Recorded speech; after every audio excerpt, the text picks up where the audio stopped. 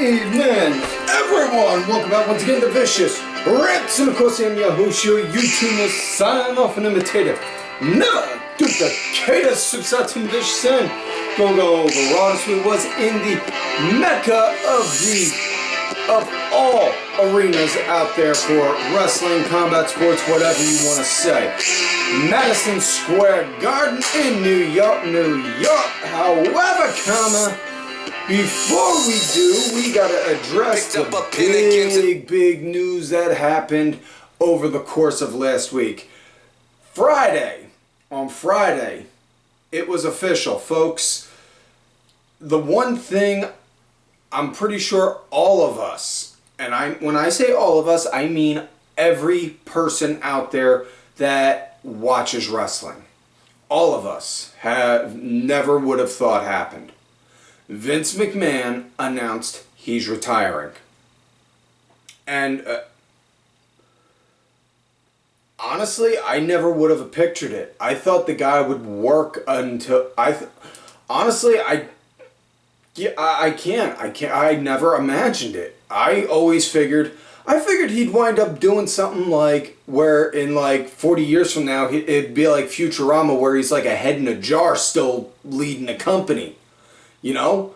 I thought he'd wind up doing something like that. Jesus, fuck! But like, God. Now, I'm gonna want to make sure I say this right. Not because I want to make sure I don't want to say something that's wrong or offensive. No, fuck that shit. You get offended by what the fuck I say, go pound sand and make a concrete dildo and go call a concrete dildo daddy. But want to make sure I say it the right way, so that way what I'm getting across is what I'm actually thinking. I don't know the guy from any other Joe Schmo out there. I know what I know based on interviews, the good and the bad on him. And everyone has their own different reactions and feelings towards the guy. You know, you got some people that absolutely loved working with him, and then you got some people that, you know, wanted to fucking strangle him. And I get that.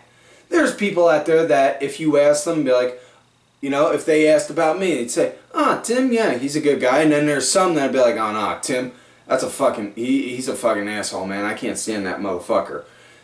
It comes with the territory of being a person. And especially to the point, Vince McMahon is just a fucking polarizing figure in and of itself. Not just because of what he did on TV. Not just because of how he transformed wrestling. Honestly, the biggest thing that makes me say, oh fuck, more than anything when I look at the guy, he fucking took on the federal fucking government in the 90s during the fucking steroid trial. Just like, Jesus motherfucking Christ. Any other guy would have just went belly up. No, he said, no, god damn it, I'm gonna fight these sons of bitches. And what the fuck did he do? He fought, and not only did he fight in a case where, in all likelihood, he should have lost, but he came out on fucking top. Now, I will say this also. Whether you love or hate the man, listen, whether you love or hate the man, here's the God's honest truth. If it was not for him making wrestling what it is today, instead of wrestling being small little regional territories, and there are some pros to it, however, Vince took it global. He made wrestling a traveling performance. No different than Ringling Brothers made a circus a traveling performance and an attraction piece. He did the same thing with wrestling. And it turned wrestling into a global phenomenon. And if it wasn't for Vince, we wouldn't have wrestling like it is now.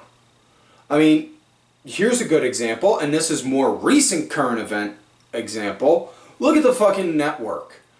Vince McMahon launched the WWE Network, and within a matter of a few short years, how many different websites out there were streaming pay-per-views? Now, I know they were doing iPay-per-views before the network, yeah, but how many were copying the same platform Vince was with the network? How many still are to this day? And I'm not saying any of that in a negative way, no. Because here's the thing. Quentin Tarantino put it best. He stole, straight up, he stole all the good stuff from people that were successful. And that's honestly what you do. You take the good shit that other people did, you get it, modify it, tweak it into your own way, and then throw it out there. Vince did that with the network. He took what Netflix did, twisted it into his own way, and then threw it out there. Other wrestling companies grabbed the network, twisted it up in their own way, and threw it out there. And now look.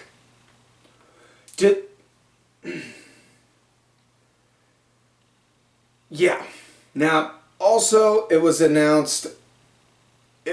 also announced Stephanie is now going to be co-CEO with Nick Khan. Take from that what you will, given everything that, people say about Nick Khan. As well as she is now also going to be the chairwoman of the board. As well, the news broke effective today, as of the day of this recording. Triple H has resumed his roles as head of talent relations, and he is now also heading creative. So, listen, talent relations is not a very forgiving job. And people want to say, oh, well, this guy was really good at it. Well, this guy was really bad at it. Well, this guy was good. Here's the thing.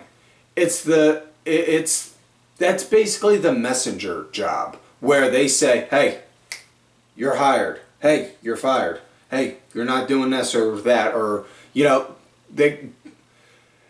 it's a very unforgiving position. And, yeah. Now, people want to, if anyone wants to go and say, oh, well, we're going to get great change, we're going to see this and this and this and this and this. Guys, listen, we can all hope for that all we want. I'm hoping for really good change in the long run, too. Because, let's face facts, Vince, say what you will about him, he did have his strengths, but just because he leaves today doesn't mean we're going to get change today. It takes time. You get a new regime, under new management, you're not going to get a change that very day. My personal guess, we're going to get it soonest post SummerSlam, which is this Saturday, latest post next pay-per-view Clash at the Castle in September. That is my personal prediction. So with that said, now we're done talking about that, because honestly I could just do an entire episode talking about that in and of itself, but I don't want to do that. We already got a format down, and yeah.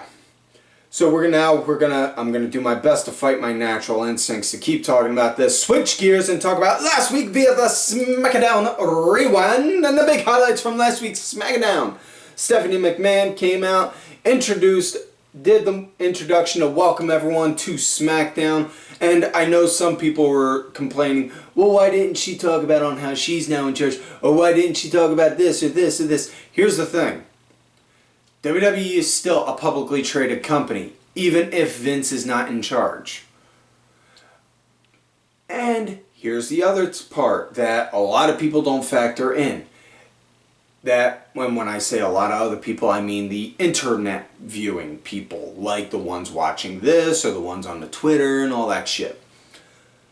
There's also a branch of the audience that is not on the interwebs. That doesn't spend their time on the internet and, just watches the show. They're not going to see that shit. They're not going to hear that shit that's going on. And I'm not talking just kids. I'm just talking people in general. And just why go out of your way to appease one small minority of the audience and isolate a other portion of the audience? Why? Give me a logical reason and I'll be more than happy to listen to it. I may not agree, but if you present it in a logical way, I'll listen. That's that, plain and simple. Now, after Steph did the introductions, Nakamura had a match with Ludwig Kaiser. Kaiser got the win. Afterwards, Gunther stood next to him, was like, come on, put your chest out. And Kaiser was like, okay. And then Gunther, good job. Gave him a good job like that, and then Kaiser's like, whew, thank goodness. For a second there, I thought I was going to get whack, and I had the soul chopped out of him. Oh, never working for Gunther. Never. Yeah. Also had the Viking Raiders take out Jinder and Shanky with New Day on commentary, and honestly, my biggest takeaway from that match was they changed Jinder Mahal's music, which, what the fuck, dude? Jinder's song was really something you could just sit there and jam to, and now it's like, what? No, fuck you for that, man. Fuck you! Ugh.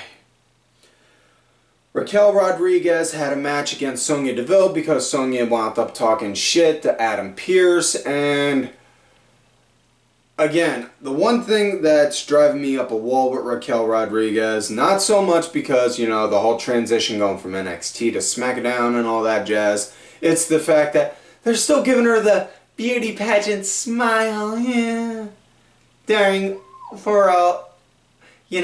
it's just, why are you smiling like this? We're supposed to think you're a big badass, like you're always smiling like you got a big Joker grin and just, whoa! Ugh.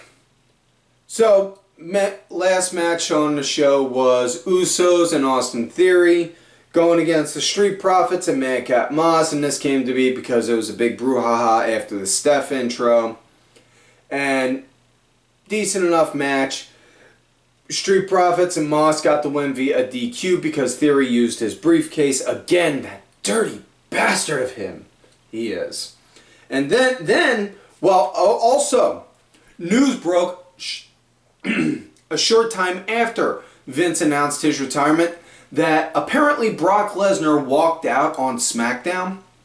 Walked out and left SmackDown, And then, after Theory did all that, Brock's music hit and everyone, and I just like, holy shit! The Dirt Sheet Jerk-Offs just got played. Oh, I love that. I love when the Dave Meltzers and Brian Alvarez's wind up getting played and conned and all sorts of fucked over, because then it's just like, in the 80s and 90s, y'all guys were hot shit. Not so much now. Ever since the internet became more publicly accessible, you guys are kind of going the way of the dinosaurs. Which brings a very important question right now to anyone who does not like the dirt sheet guys like me. If you out there watching this saw Dave Meltzer and Brian Alvarez drowning, and you only had enough time to save one of them, only one of them, my question to you is, what sandwich would you make while you sit back and watch both of them drown? Me, I'd have a Reuben. But that said, that is all from the SmackDown Rewind, so let's get into this week's show. Raw at the Garden, the mecca of all arenas where everyone wants to go and perform. And the show started off with Miz and Logan Paul brawling and fighting each other, and then it led to a big brouhaha with them. They got pulled apart. Then Roman and the family came out. Roman, Madison Square Garden, acknowledge me. They did, and then Roman just looked over. Wise man, I don't feel like speaking tonight. And then he had Paul Heyman, beautifully articulate in only the way Paul Heyman can, how this coming Sunday, or not Sunday, see, old habits, on how this coming Saturday, Roman is going to beat Brock Lesnar. Brock Lesnar, who is a genetic freak. Brock Lesnar, who destroyed everyone in the NCAA. Who destroyed all the competition put in front of him in the UFC. Who destroyed The Undertaker, who at the time was 21-0. Who destroyed John Cena and took him to Suplex City. Who destroyed everyone that was put in front of him. But he is not going to destroy that man. He is instead going to fall. He is going to meet the Suplexorcist and vanquish the demon of Suplex City that is Brock Lesnar.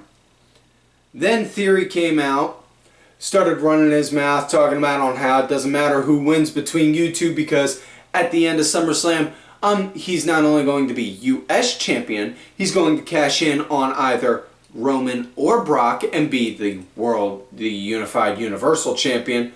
And then Roman's like, "Oh, look at you. Yep, you got a big mouth. You like running your mouth? Come on, get in here, kid. Come on, get in here.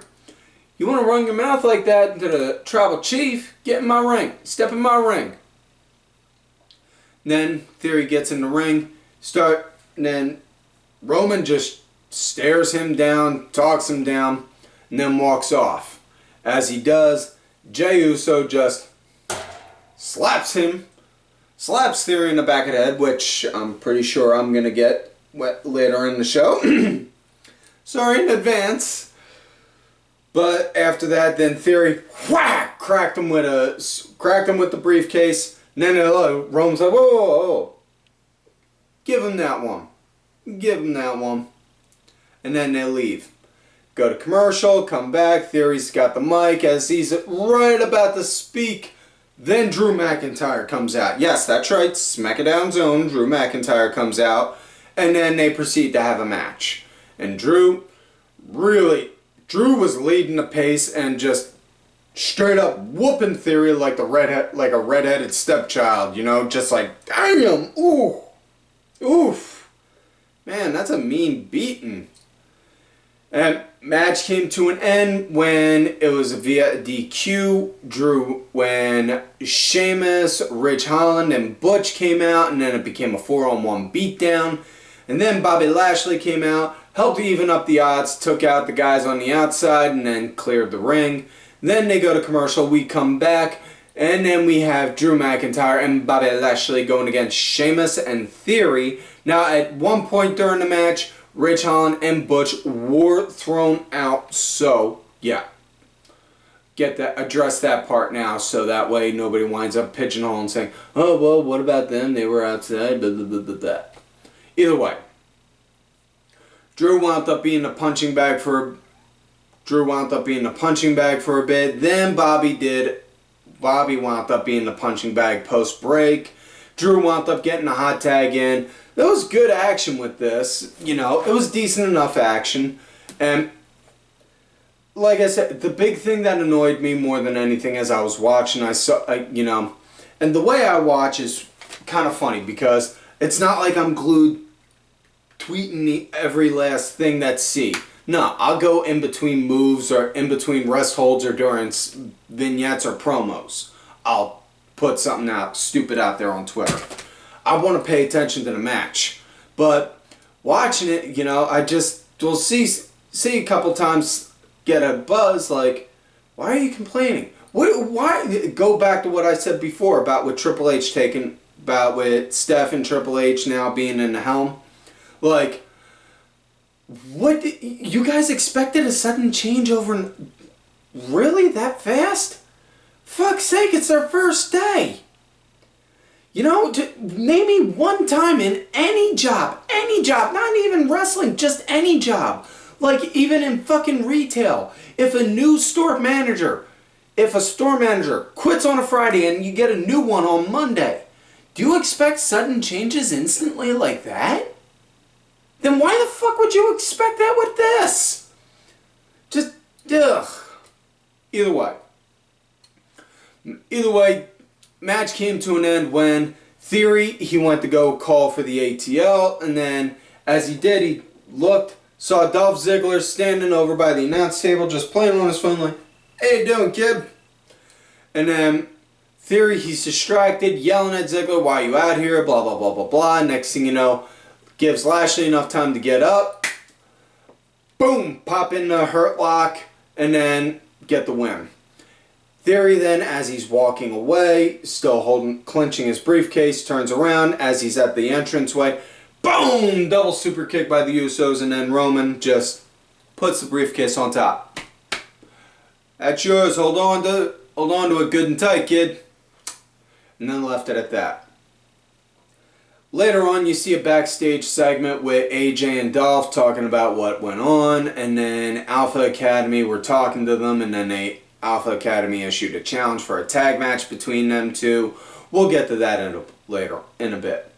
Right now, though, next matchup, it was a tag match. Rey and Dominik going against Finn Balor and Damian Priest. And before this match, Rey cut a very, very beautiful, heartfelt promo talking about, celebrating 20 years in WWE. Mentioned on how he first started out wrestling when he was like 14 in Tijuana and then worked his way up. He broke the mold, not being the biggest guy, not being the strong, not being the buffest and all that jazz, but he had a lot of good people work with along the way. Guys like Conan, Eddie, Juventud, I'm pretty sure I'm forgetting names, but Dean Malenko, and just he had a lot of good guys to work with along the way. And he was saying he's thankful for all of them. So then after that, now we get to the match. And Rey, he kind of noticed a small little formula during the course of this. It was very much so almost in the same kind of way the last tag match was. Rey was the punching bag for a bit. Dom got the hot tag and then taken out during the break. It's a little bit of the same kind of formula. There was some nice back and forth with the action, though. I'll say that. The action was nice, and I dug it. Excuse me. The action was good. There was good back and forth with it. But match came to an end when Rey and Dom got the win. How that came to be, Finn initially tried to trick Rey into having Rey fall victim to a Los Guerrero, and instead wound up actually using the chair on Finn and then threw it at him, and then and as the ref was yelling at Finn, then Finn was like, no. Rey got up, gave him a Hurricane Karana, and then popped one on Priest as well. Then Rey and Dom, boom, double 619. Then Rey did Then Rey went and got Froggy on Finn. 1, 2, 3. That was it. Afterwards, though, there was a big celebration in the locker room with Rey, friends, and family. Rey's daughter wound up presenting Rey with a gift, saying it took a long while to find it, but we did. It was the suit he wore for the Halloween Havoc 97 match he had with Hair vs. Mask against Eddie Guerrero, which, if anyone out there has never seen that match, go out of your way. In fact, I will not hold it against you. Turn this off. Go watch it. Seriously, that match is one of those matches that will stand the test of time. Another 20, 30 years from now, people are still going to talk about that like, oh, fuck, that was good. But after that, then next thing you know, we see Rhea Ripley, of all people, make her return, throw Rey's daughter to the side, grab Rey, beat him up, and then drag him out into the hallway, and then Finn and Priest beat him up. And then they announce later in the show, Rey and Dominik have a no disqualification tag match against Finn and Priest at SummerSlam. Next up, now this is the part where I'm probably going to get brain dusted. Little Miss Bliss, Lesser Bliss, came on out, as only she can, having a match with Doudrop. Before the match, though, she made her intentions perfectly clear, saying once SummerSlam's done, she's going for the women's title, and she wants to claim back what's rightfully hers and get back to the top of the mountain. So, yeah, as far as the match went, Doudrop, she was pretty much leading in on how it went and all, pace and flow. It was a short-lived match. It wasn't like one of the ye old diva kind of matches, but it was just like a kind of like a filler match, like, okay. But match came to an end. Bliss got the win when Doudrop had her up, looking like she was going to go for a Michinoku. Bliss wound up rolling around and then boom, popped a Bliss DDT 1, 2, 3. That was it. And yeah, that's all. Next up, we got AJ Styles and Dolph Ziggler going against Alpha Academy, like I mentioned a few minutes ago. Solid action with both teams. I dug it, you know. There wasn't really like any particular kind of formula with this one where like one was the team punching bag, one wasn't, one this, that. No, it was just like there was decent action going on between both teams. And it was just, my big takeaway was the short little time we saw with Ziggler and Gable on the mat and just like, wow. Now, if you gave them two 30 minutes in the ring, like not just counting the time they walk out, but I mean like in the ring itself. Like, whew, them two could probably put on one hell of a show as far as mat performance wise. But decent enough match, it was good. Match came to an end when Gable wound up getting AJ, who came in to attack Otis, who came in after he knocked Otis out of the ring. Gable threw AJ into the corner and tried to roll him out for like, looking like, I'm guessing like an Okada roll or like that roll through Germany does. AJ held on to the ropes, and just as Gable rolled over and got back on his feet, Ziggler, wham, popped him with a zigzag 1, 2, 3. And then they beat feet and got the hell out of Dodge before Otis could get in there and all sorts of ornery and pissed off. I don't blame him. So now we come to main event of the night. Roman and the Usos going against the Street Profits and Riddle.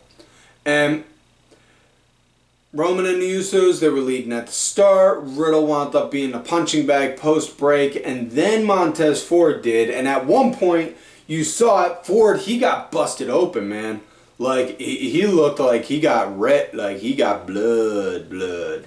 Not like that deep artery bleed blood. Ooh, I don't want to see that kind on guys. But he got like, somebody hit that right sweet spot on the face and like, whoosh, he got the bright crimson red on him. But decent match, you know, decent match. I dug it.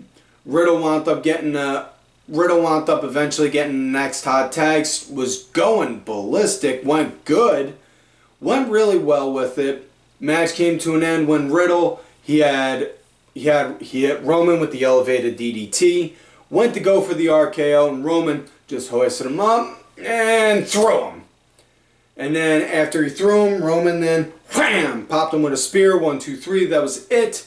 And then they left. And as Roman and the Usos are walking away, out comes Seth Elizabeth Rollins, because his middle name's not frickin'. And he's just laughing at Roman as he's walking past. And then he proceeds to go in there and beat the crap out of Riddle. He beats him up, does a curb stomp to him on the steps, and then rigs the stairs to where his throat is like sitting on one of the wedged parts of the upper stair, and then boom, does a curb stomp to him like, ooh, fuck, damn. So yeah, good way to close out the show, nice way to get the heat on Seth and to build up sympathy for Riddle going into SummerSlam this Saturday. And with that said, folks, that is it for this week's show. So please don't forget to like the video, subscribe to the channel, go back watch some of the episodes when you can. Look for me on the Twitter at TimVicious. And thank you to my executive producer, Ali Ray Ben, who did provide the music for this week's show. Make sure y'all check out it on iTunes, Spotify, YouTube, SoundCloud. All that good shit details are down below. Also, thank you to contributor of the show, LFC Lingerie Fighting Championship. Throw a little bit of wrestling, a little bit of MMA, and a whole lot of attractive women wearing a little bit of nothing. Also, folks, don't forget to check out whatamaneuver.net for some vicious rants apparel. Help support the show and pay the AC bills here. And do not forget to follow these cool ass cats from Reddit on the Twitter. Kitty Killer Deals be underscore IB Diabolica RA. Sergeant Curry Pants and Doug in your face. And folks, like I always tell y'all, you love me great rating. Fuck yes. Forgive me for what I've done.